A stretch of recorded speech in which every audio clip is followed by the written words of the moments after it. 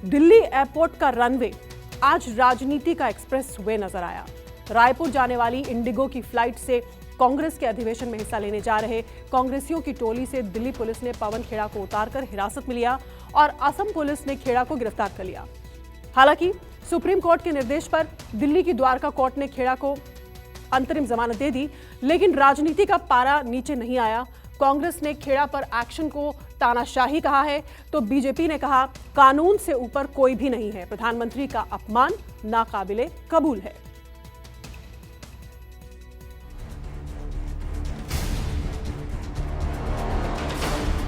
चिंता की लकीरें काफूर हो गई, खौफ का साया मिट गया। चंद घंटे में सारा खेल ही पलट गया। दोपहर तक जो पार्टी पीड़ित दिख रही थी, शाम ढलने से पहले बाहुबली हो गई। पवन खेड़ा को अंतरिम जमानत क्या मिली, पूरी कांग्रेस इतराने लगी। ऐसा लगा जैसे एक साल पहले ही 2024 दंगल जीत गए हों, सत्ता की साजिश के तमाम दुर्ग ढहा दिए गए हों। जो तैयारी में लगे हैं उसको डिस्टर्ब कर रहे हैं और जो आ रहे हैं उसको भी डिस्टर्ब रोकने की कोशिश कर रहे हैं। तो ये हताशा है, लोकतंत्र है और राजनीतिक दल के लोग अधिवेशन सम्मेलन करते ही हैं, उसको डिस्टर्ब कर रहे हैं। वैचारिक लड़ाई लड़ रहे हैं ना, ये तो बिल्कुल जो निचले स्तर की लड़ाई है उस प्रकार से लड़ाई लड़ रहे हैं। जी, मैं शुरू से इस बात को कहता रहा हूँ, यही Modi Shah model of governance है। एफआईआर की कॉपी दिए बिना मुझे कोई नोटिस दिए हवाई जहाज से उतार कर इस तरह से गैरकानूनी रूप से मुझे गिरफ्तार किया गया असम पुलिस द्वारा। न्याय प्रणाली पर मुझे पूरा भरोसा और आस्था है, जिसकी वजह से आज मेरी स्वतंत्रता की रक्षा हुई है, जिसकी वजह से आज मेरी स्वतंत्रता की रक्षा हुई है। जी।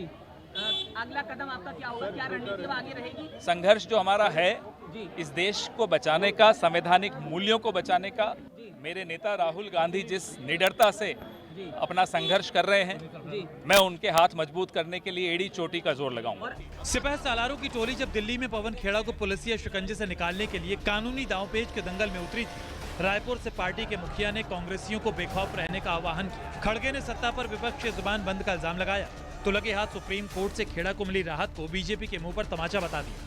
सुप्रीम कोर्ट ने उनको जमानत दी और एक तमाचा उनके ऊपर गिरा।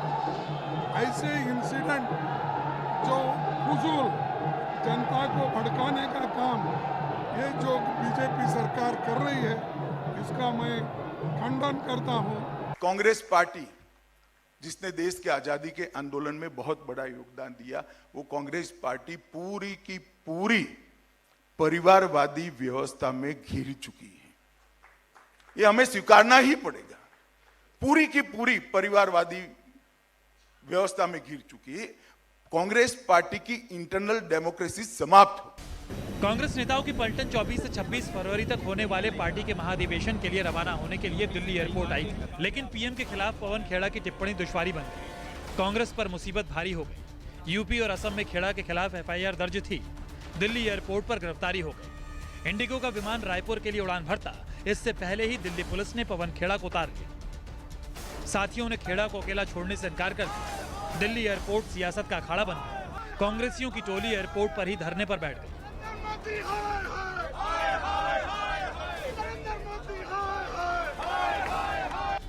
सब एक सुर में सत्ता को कोसने लगे, हिटलर शाही और तानाशाही जैसे जुमले परोसने लगे।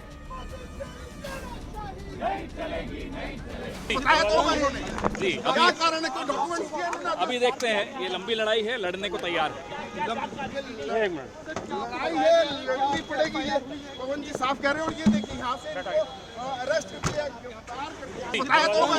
जी, क्या कारण है, कोई डॉक्यूमेंट्स किए? अभी देखते हैं, ये लंबी लड़ाई है, लड़ने को तैयार है। लड़ाई है, लड़नी पड़ेगी। पवन जी साफ कह रहे हो, ये देखिए यहाँ से अरेस्ट किया। आखिर में न्याय की जीत हुई, आखिर में सत्य की जीत हुई। सत्यमेव जयते। देश में जो आज हुआ, दिल्ली में जो आज हुआ, वो शायद कभी दशकों में आज़ादी के बाद नहीं हुआ। चलते हुए जहाज को रोककर जिस प्रकार से कांग्रेस नेता पवन खेड़ा को जबरन उतारा गया, ये अस्साम पुलिस की, मोदी सरकार की सरेआम गुंडागर्दी का सबूत है। क्या कसूर था कांग्रेस के नेता का? अगर कोई शब्द कह भी दिए तो वो धार्मिक भावनाएं भड़काने या समाज को तोड़ने का षड्यंत्र कैसे हो सकता है? पवन खेड़ा जी को ये कहकर उतारा गया कि आपके बैग का कुछ एक्सचेंज हो गया, जबकि उनका कोई चेक इन बैग भी नहीं था। नीचे आने पर उनको बताया गया कि उनको डीप्लेन किया गया है और ये सीआईएसएफ के कोई डीएसपी आएंगे, उनको कोई नोटिस सर्व करेंगे। ये मनमानी तानाशाही नहीं तो और क्या है? क्या आप लोगों को अब फ्लाइट करने से रोकेंगे? आपने पहले हमारे महाधिवेशन में व्यवधान डालना चाहा, वहां पर ईडी रेड कराकर, अब आप हमारे कुलीग को यहाँ पर डीप्लेन कर रहे हैं। इन्होंने ऐसा कौन सा गलत काम किया है जिसके लिए ये कार्रवाई की जा रही है? किन धाराओं के अंतर्गत की जा रही है? एक तरफ छापा डाले जा रहे हैं नेताओं पर रायपुर के अंदर 3 दिन से। आज इतनी बड़ी घटना हुई कि आप जिस रूप में पवन खेड़ा जी को उतारा गया, उसके प्रोटेस्ट में सभी नेता लोग उतर गए, वहाँ धरना दिया है। ये घटना देश नहीं दुनिया भर के अंदर हमारे देश की बदनामी करवाएगी। कांग्रेस पार्टी के राष्ट्रीय प्रवक्ता जिन्होंने अमर्यादित भाषा का इस्तेमाल किया था देश के आदरणीय प्रधानमंत्री जी के लिए, जो भी कार्रवाई होती है वो देश के संविधान और कानून के तहत होती है और किसी भी व्यक्ति को ये गलतफहमी नहीं होनी चाहिए कि वो देश के कानून से ऊपर है। गिरफ्तारी को लेकर सत्ता पर हमलावर कांग्रेस की टोली आनन फानन में पवन खेड़ा को शिकंजे से निकालने की मुहिम में मशगूल हो गई। जैसे ही पुलिस पवन खेड़ा को अपनी गाड़ी में बैठाकर कोर्ट में पेश करने के लिए निकली, कांग्रेसियों की टोली सुप्रीम कोर्ट की चौखट पर हाजिर हो गई। सुप्रीम कोर्ट ने भी कांग्रेस की अर्जी मंजूर कर ली। दलीलों की अदला बदली शुरू हो गई। पवन खेड़ा के वकील अभिषेक मनु सिंघवी ने अदालत से कहा कि खेड़ा की गिरफ्तारी पर रोक लगनी चाहिए, जबकि असम सरकार की वकील एएसजी ऐश्वर्या भाटी ने दलील दी कि खेड़ा ने जानबूझकर बयान दिया, लिहाजा उन्हें राहत नहीं मिलनी चाहिए। सिंघवी ने कहा कि खेड़ा ने जानबूझकर बयान नहीं दिया, लेकिन भाटी ने कोर्ट को वीडियो दिखाया और कहा कि ये वीडियो ही खेड़ा की मंशा जाहिर कर रहा है। सिंघवी ने यह भी कहा कि पवन खेड़ा के खिलाफ 3 एफआईआर उन्हें प्रताड़ित करने के लिए दर्ज कराई गई है, जबकि भाटी ने कहा कि खेड़ा पीएम मोदी पर टिप्पणी करते वक्त गौतम दास कहकर हंस रहे थे। सिंघवी ने कहा कि गिरफ्तारी से पहले खेड़ा को नोटिस दिया जाना जरूरी था, जबकि असम सरकार की वकील ऐश्वर्या भाटी ने कहा कि खेड़ा ने चुने हुए प्रधानमंत्री का अपमान किया। पवन खेड़ा के वकील अभिषेक मनु सिंघवी और असम सरकार की वकील की दलीलों को सुनने के बाद सुप्रीम कोर्ट ने दिल्ली की द्वारका कोर्ट को निर्देश दिया कि वो पवन खेड़ा को अंतरिम जमानत दे दे। कोर्ट ने कहा कि रेगुलर बेल के लिए खेड़ा को अर्जी देनी होगी। कोर्ट ने मंगलवार तक पवन खेड़ा को गिरफ्तारी से राहत दी, तो साथ ही असम और यूपी सरकार को नोटिस भी जारी कर दिया। कोर्ट ने कहा कि तीनों एफआईआर को एक साथ जोड़ने को लेकर सोमवार को सुनवाई होगी। यही नहीं, सुप्रीम कोर्ट ने विवादित बयानबाजी को लेकर पवन खेड़ा को चेतावनी भी दे डाली। पवन खेड़ा को सुप्रीम कोर्ट से फौरी तौर पर राहत मिल गई। मंगलवार तक गिरफ्तारी नहीं होगी, उन्हें अंतरिम जमानत मिल गई है।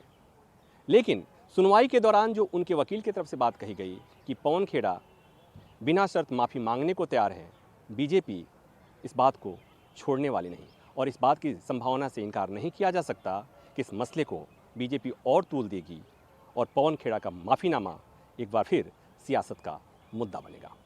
हिंडनबर्ग रिपोर्ट की आड़ में अदानी मुद्दे को लेकर संसद से सड़क तक संग्राम छेड़ने वाली कांग्रेस ने बीते 17 जनवरी को देश के 23 शहरों में प्रेस कॉन्फ्रेंस का आयोजन किया था, जिसका शीर्षक रखा गया था, हम अदानी के हैं कौन। पवन खेड़ा को मुंबई में प्रेस कॉन्फ्रेंस की जिम्मेदारी मिली थी, जहां उन्होंने अदानी मुद्दे को लेकर सरकार पर हमला करते हुए पीएम मोदी का गलत नाम ले लिया था। कांग्रेस प्रवक्ता ने पीएम मोदी को नरेंद्र गौतम दास मोदी कह दिया था। जब नरसिम्हा राव जी जेपीसी बना सकते थे, जब अटल बिहारी वाजपेयी जी जेपीसी बैठा सकते थे, तो नरेंद्र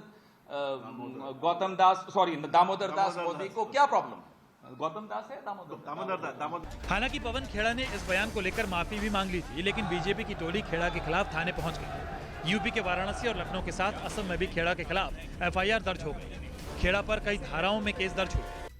अब देखते हैं कि पवन खेड़ा पर किन किन धाराओं में केस दर्ज हुआ है और इसका मतलब क्या है।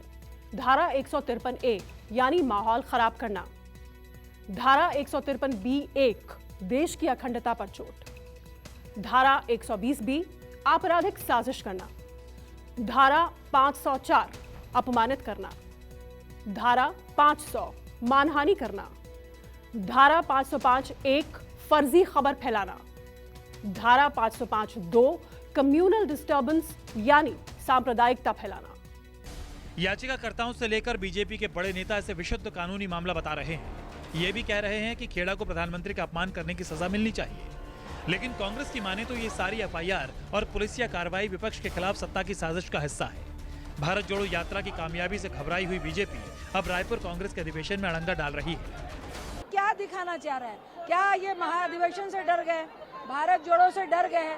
इनका सांसद दिल्ली में बोले कि गोली मार दो तो एक एफआईआर भी नहीं हो, और इस तरह सरेआम हमें डराने की कोशिश है। हमारे जमा होने से पूरी भाजपा बौखलाई हुई है। पहले ईडी का छापा, फिर आज फ्लाइट में, जिस फ्लाइट में मैं मौजूद था, जिस तरह से हमारे एक नेता को उतार करके डिबोर्ड किया गया, सारे तमाशे किए गए, और उसके बाद माननीय उच्चतम न्यायालय ने जिस तरह से रिलीफ दिया, उससे आपको लगता नहीं कि सरकार बहुत ज्यादा परेशान है?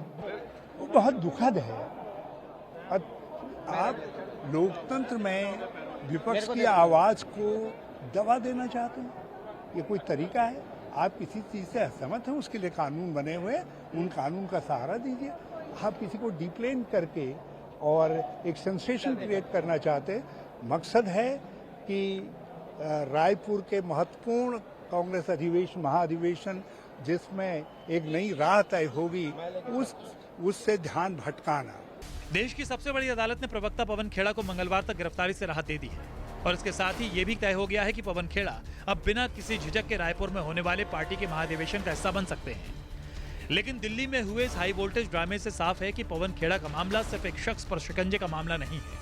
खेड़ा के लिए एयरपोर्ट से अदालत की चौखट तक कांग्रेस की चुस्ती फुर्ती का इशारा साफ है कि सत्ता की ताकत के सामने सरेंडर को वो तैयार नहीं है। यानी 2024 की लड़ाई 2023 में ही शुरू हो गई है।